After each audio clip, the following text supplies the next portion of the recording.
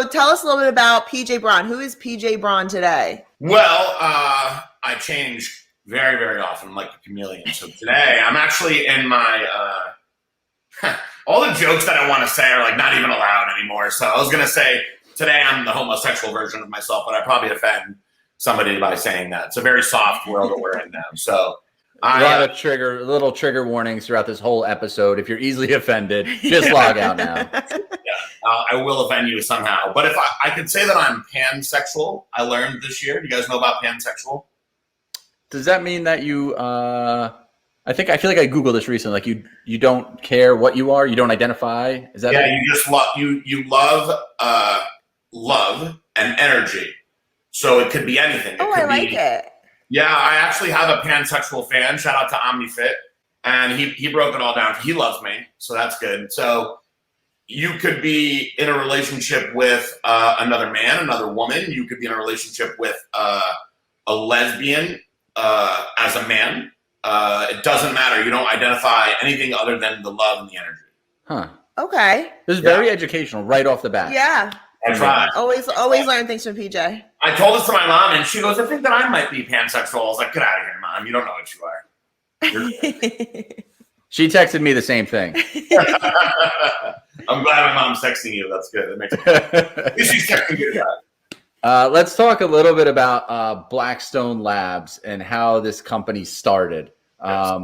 Like, what made you decide, like, I'm going to make, like, pre-workout or I'm going to make a protein powder? How did that start? So I'll give you a good story because I was just asked the other day, Carlos, my barber again, he goes, he's only like 24. So that age, that mindset is so different, right? So he goes, when did you decide that you were just going to make millions? And I was like, well, I still haven't quite figured out how to make that decision. But when I give you the best Cliff Notes right now, because this could be a 5-hour podcast. So I'll give you important segments of my life. When I was in school, when I was very young, I always was acting out in school. And my parents were like, he's got to have ADHD. So they made me do all these tests. They wanted to put me on Ritalin so bad to chill me out. And after going through all these tests, they told my parents, they're like, he has 138 IQ. So he is like super, super highly advanced for his age. So we want to skip him ahead in school. And my grandpa did that. He graduated when he was 16, and he went on. He actually helped build the Hubble Space Telescope. He's a very accomplished man, but he was a huge nerd. He got picked on a lot, and I was already like 50 pounds overweight, total bookworm nerd. And rather than pushing me ahead in school, they decided to get me into sports, which I think molded like my work ethic, right? So at an early age, because I was so advanced, I was always so stimulated in completely different things. And when I had got out of school, I had no idea what I wanted to do, but I knew that I liked being in charge of things. So I assumed, well, I must be some sort of business mind. I guess I'll be a business major because I want to be the boss. And so when I was in school, I was also getting really, really into my bodybuilding at that point. It started when I was 12 years old. And I was reading every bodybuilding book I could. And I was reading every nutrition book I could. I read Chris Aceto's book when I was in my freshman year of college. And I finally got to the point where I was just so bored in school. And I've told this story before. I was staring at this gothic chick that was in my class. She looked just like Marilyn Manson. And I was staring at her, and I was thinking, I wonder what it would be like banging this gothic chick. And she turned and looked at me and gave me the dirtiest look. And it startled me so much that I was like, that moment, I said, excuse my language, fuck school, I'm done with this place. That girl just made me feel uncomfortable. I went home, I got online, I went on Vistaprint, and for $4.99, I came up with the name Braun Fitness, and I made my own personal training cards. Now, at that point, I wasn't even certified to be a personal trainer, but I knew that I wanted to help people in the gym. So my buddy was like, you need to go and get certified through the National Academy of Sports Medicine. They're the best. So I went, I took their course, which nowadays is like this thing.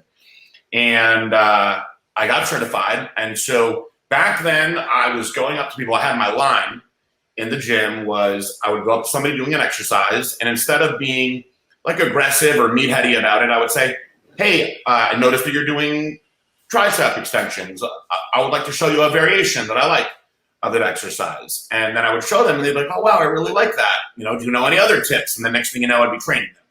So it got to the point where I was training about 8 people a day and I was maxed out. And I was like, so this is the most money that I could make unless I increase how much I was charging. So I was charging $40 an hour back then. So eventually I, pushed it up to 50, 60, but I still was like, this is the most that I can make. I want to make more than this. It's not really supporting what I want to do as a bodybuilder. And that was still my main passion. So it was funny. I was working with my coach, Dave Palembo, and I would send in check-in pictures. And back then there was not even Facebook yet. There was none of the social media. So you used to email your coach and then you'd wait a week to see what he would say. And Dave would always just be like, do more cardio. And so the girl that I was dating, she was like, why do you go to school for nutrition and all the things that you do and you take all these classes, but then you're paying somebody else to tell you what to do? She goes, why don't you do that? And I was like, why don't I do that? And at that moment, I started my online training business and I started trying to get as many people as I could, but it was very difficult back then. So I took all the money that I had and I traveled around the country. I went to all of the pro qualifying shows. So Junior USA's, Junior Nationals, did the whole circuit one year, right? And it was expensive. So for that year, a lot of times, and I have pictures of this to document that people get a kick out of, where I would just ask if I could crash in somebody's room and I would just take a pillow and a blanket and sleep on the floor just to be out there. And I told my mom, I'm not going to go after any of the guys because they're going to be like, this guy's my competitor. I don't want to listen to him. I decided that I was going to go after all of the female competitors because figure had just started and it was getting huge. They didn't even have bikini yet. So what I did was I went to the girls in the third call out. See, I always had strategies in life. And the reason that I went to the third call out girls is because I knew the first call out girls already had a good coach. And then I knew the second call out girls were going to be like, well, who's your coach? Kimoto? Okay, I'm going to go sign up with him. Now the third call out girls, these were the girls who were placing like 10 to 15. So they were good enough to be in the mix, but they probably needed direction. And I handed them my little $4.99 Braun fitness card. I told them about my education, what I was doing. And I said, I guarantee if you let me coach you, that you will win whatever show I put you in. And if you do, please just tell your friends, and that's all I want. And that whole year I did that, and I got about 10 girls. It's a true story. Every single one of them went and won their next show. And so because of that, they were so excited, and they told all their friends, and I started growing my online business. So as my online business was growing, Facebook became a thing. And I started putting my clients on Facebook. And people would reach out to me and be like, man, your clients have done such amazing transformations. Like, how do I become like one of these? So I came up with the idea of doing these last minute, which are now called in marketing terms, call to actions. So I'd put up a testimonial and it would be like a 100-pound weight loss story, right? And the deal I always had was, if you're happy and you're willing to write me a testimonial, I'll feature it on my Facebook. And then I'll give you some free training after that. And everybody just really wanted the opportunity to be featured on my Facebook. It was something they were proud of. So when I would put these transformations up, I would say only accepting 5, must sign up now, but I'd get like 10 and I would sign them all. So I'd have one weekend where I'd make $10,000 just from my call to actions. Like back then, that was like unheard of. So Facebook decided to do this thing where they had a subscribers page, because back then you were only allowed 5,000 friends, which is who's got fucking 5,000 friends anyway? Nobody. But with the subscribers, you were able to then have people that could act as they were your friends, see you, but not get the full like friendship treatment. I don't remember what the ins and outs of it were, but they could see everything that was going on and you could pick people to talk to. So my subscribers just flew up. And it was a guy that I used to be friends with back then, Aaron Singerman, was like, do you realize that the only people that have more subscribers than you are Ronnie Coleman and Jay Cutler? And I was like, come on. And then we started looking through it, and they were both Mr. Olympia. And he was like, I don't know why, people just really like you. And I was like, I don't know why either. And it went up to like 77,000. So with all these people watching me, I was like, there has to be a way to monetize this in a much, much better fashion. So at that point, we're into like 2011-ish. And I had a couple different sponsors. And one of the companies that I was working for, who I will let remain nameless, was just a complete moron. And we were making him a lot of money. And I met him at Aaron Sermon's wedding. And I just started picking his brain, like, what made you start your company and this and that? Like, were you passionate about bodybuilding? And he straight up said, he's like, no, I just wanted to make money. And I was so disappointed. I'm like, so you're not even passionate about the supplements? Because supplements were like my life. And he was like, no, I just figured it was easy money. So I wanted to know how much value that I was providing to this guy's company. So I said, how can we track the sales that I myself am specifically doing? And he was a tech guy. And he said, well, what we can do is we can give you a discount code. And this sounds like I'm making it up, right? This sounds like I'm making it up to make the story sound cooler. But back then, there was no discount codes. Like, none of this was like a thing. So he goes, we'll make it where if anybody types in PJ Braun, they'll get 10% off of their order. And then we can then track how many you're getting. So the first month of just me trying it a little bit, I made them $30,000, right? And the guy's wife was like, oh my God, you were amazing. We love you so much. And we would have these conference calls. And so I was like, man, I need to see just how high I could take this. So in the height of the pro-hormone era, there was a month where I helped them make over $200,000 just on my coupon code. My pay was $2,500. So I told my buddy, I go, listen, I'm doing my own thing. I can now see that my name was responsible. Yes, it's their product, but my name was responsible for $250,000. I'm getting $2,500. This is not fair. I've got plenty of my own money saved. I'm going to start my own company, freaking PJ Braun Nutrition or something. And I'm going to make this money for myself because it's not fair. And so in July of 2012 was the last show that I ever did. And I placed the worst that I've ever placed. And at that point, I just knew that I was done and I wanted to go into this realm of business. And so I launched the company. So that was July 24th was USA's. I actually have the paperwork of when I filed the LLC, which was August 29th. I started Blackstone Labs September 1st. So that's how fast I did it. And I started that in this spare bedroom of my house in Florida that I'd moved to. And in that year, from September 1st to December 31st, I made $200,000 on my first product at Blackstone Labs. So I said to myself, I got something here. And I was still coaching. I was still doing all that. And Blackstone was growing so fast that at the time, it wasn't my partner yet, but my friend who wanted to be my partner said, you're holding yourself back with the coaching. You're putting all your time into coaching and look at how much money that you're making by yourself with Blackstone Labs. What if everybody knew, like, hey, I'm done coaching. This is my company. Let's get behind this. Get all the people that like you, get all the people that you're coaching, get behind the brand and really do something with it. So in May of 2013, I put out a video and I said, I'm stepping down from coaching. It was a hard video. And if somebody could find this video, I'd love to see it. I said, the reason I'm retiring from coaching is because I just don't feel that I could give what my clients deserve anymore because I'm very, very busy running a company that I started called Blackstone Labs. And the day that I did that, we had our biggest sales day ever. The day after that, we beat that number again. And the day after that, we beat that number again. And so at that point, I was like, okay, people really like me if they're getting behind my brand like that. And then I went in head first. So that year, I did 1.2 million. And that was the year that I read a book that I always tell everybody that they should read called the EMyth Revisited. And the book is truly about what an entrepreneur really is, because so many people are not entrepreneurs. They are just good at one thing.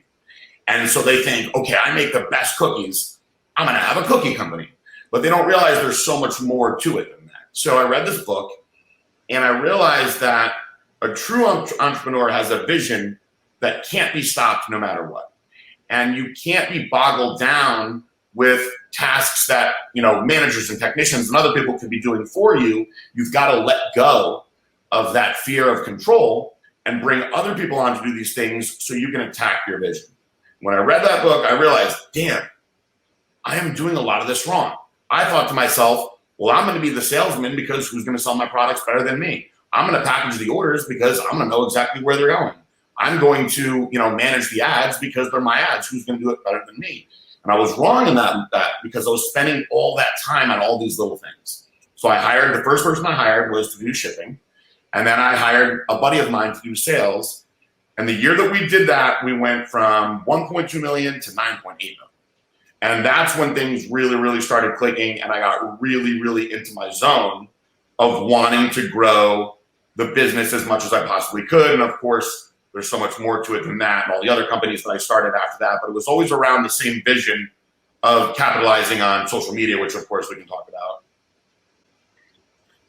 I think with everything that you just said, like two things that kind of stick out when people want to either start a business, or we talked about this with D Money Stevens 2 weeks ago, was how everybody calls themselves an entrepreneur nowadays. Yep. But like the two things that I think hold people back is the failure to execute and the fear of failure. So I think like you kind of proved both those points in the story is, is actually going out and execute. A lot of people have these great ideas, but then they don't actually act on them. They're kind of like evolving in their heads, but then they never take those steps to actually try to do it. And I think another big part is people are always afraid that if I do try this business, if it could fail and make me look bad. So it's just that fear of like, I think it's a good idea in my head, but they're too afraid to actually see maybe it's not going to work out. So I think those are the two things that I think hold a lot of people back. Well, one of the people that I've always loved my whole life, Michael Jordan. And if you guys have not watched the GOAT series, you have to watch it. It's just so good. We just did, yeah. I cried at every episode. And it's funny the way that somebody like myself, the way that I identify with Michael Jordan is a lot of people watched it and they were like, man, he was a dick. And I was like, no, he wasn't. He just demanded the best.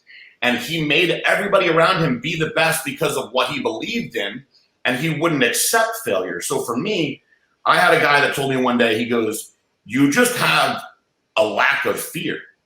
And I said, it's not so much that I have a lack of fear because everybody fails all the time. It's just like Jordan says, I've missed more shots than I've made, but I make the ones that count. And you learn from all those mistakes. So for me, I never think, what if this doesn't work? What if this doesn't work? I always think I'm going to do this. And then if it doesn't happen, I evaluate it and say it didn't happen because of this. And then I make it better for my next time around. There's never anything that stops me from doing anything over failure. Failure is just an illusion. That's what Jordan always said. It's just an illusion that you create in your mind. So you have to have that mindset of always winning, always going forward, and accepting that, things are not going to go your way, but you learn from them. And then you make the next time around better. Absolutely. I feel like nowadays, or even more recently, is I see all these companies that always start out, especially in the protein supplement world, is like everybody that's a bodybuilder is now coming out with like their own pre-workout, their own supplement powder. They're all starting like their own protein company or whatever it is. What sets somebody apart from just coming out with a product to then building like an empire and building something that's going to be like, a structure for the future? What gets people there? It's really I hate sounding like cliche and like I'm writing a motivational story, because that's not what it is, but it's a relentless obsession with what you're doing. And anybody that, especially now with social media, right? Anybody that's getting attention can think to themselves, okay, I'm getting this attention. How do I capitalize on this? I'm a fitness person, so I'll do some sort of nutrition plan or a supplement line, and all the people that follow me are going to want to buy it. But here's the thing. It's really easy to get likes and nice comments on a picture.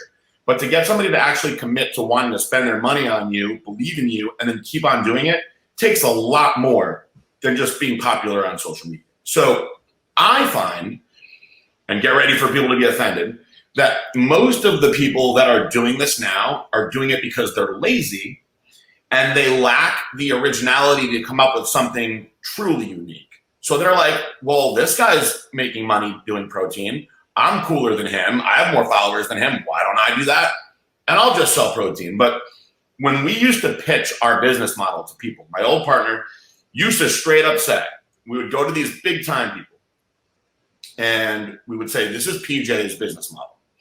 And he's nowhere near as famous or as popular as you are. So just think about it. If he made this much money, all you got to do is be the more famous version of PJ. We'll handle the rest, and you're going to make millions. And so many people, I don't want to say fell for it because they kind of were falling for his pitch, but they just thought it seems like a no-brainer. Now, what the thing that they weren't realizing is that I would do a lot of things that most people just simply don't want to do. And I worked with the vice president of another company, very successful company one day. And he said, you know what, man? I see why you are where you are. And I also see why a lot of people may not like you. You will do so many things that, he goes, me and myself, I just won't do. And I don't think a lot of other people will do that either. And I said, well, that's why you guys work for me. And what he meant was I would go and I would set up a booth, even though I didn't have to, before everybody else. And I would stay there and I would talk to every single person. I would make sure they understood my products and why they were taking them. And I would shake everybody's hand and talk to every single person. I would stay there until everything shut down. Then I would pack up my stuff. And then I would talk to everybody that was in the venue when I was leaving. And if I was watching events, I would cheer for people in events and then even offer my 2 cents on what they could have been doing better, even if it wasn't a sport that I excelled in, just because I cared and I wanted to be a part of it. And that is because I'm obsessed.